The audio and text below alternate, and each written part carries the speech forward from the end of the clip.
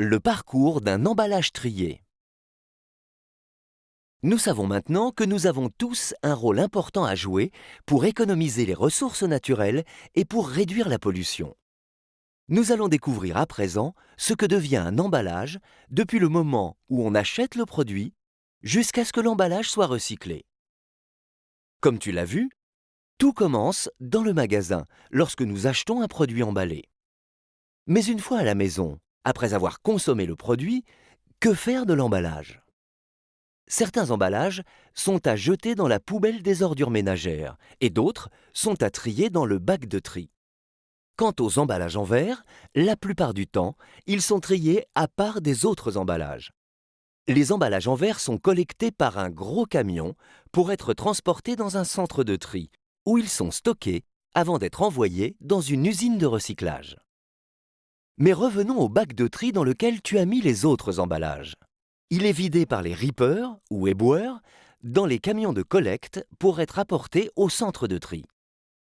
Arrivés au centre de tri, les emballages sont séparés sur un tapis roulant par type de matériaux: plastique, papier, carton et métaux, par des personnes que l'on appelle des opérateurs, et ensuite par des machines.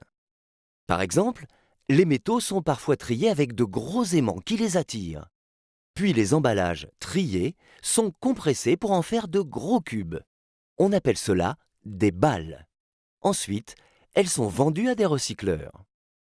Les recycleurs sont des entreprises qui achètent les emballages triés en balles pour les recycler. Il existe des recycleurs pour chaque matériau: carton, métaux, plastique, verre. Les balles sont ouvertes dès leur arrivée et les emballages sont nettoyés pour obtenir de la matière propre. Ensuite, chaque matière est transformée. Les métaux sont fondus, le plastique est broyé et ramolli, et le carton est transformé en pâte.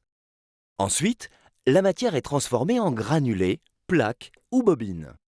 Ainsi préparée, la matière est utilisée pour fabriquer de nouveaux produits. Tu comprends donc pourquoi, avec la matière de 6 bouteilles d'eau en plastique, on peut fabriquer un t-shirt, avec la matière de 114 aérosols, une trottinette, et avec la matière de 700 canettes, un vélo. Maintenant que je sais ce qu'il se passe une fois que je dépose mon emballage dans le bac de tri, je sais que je suis utile et je comprends mieux pourquoi il est indispensable de trier.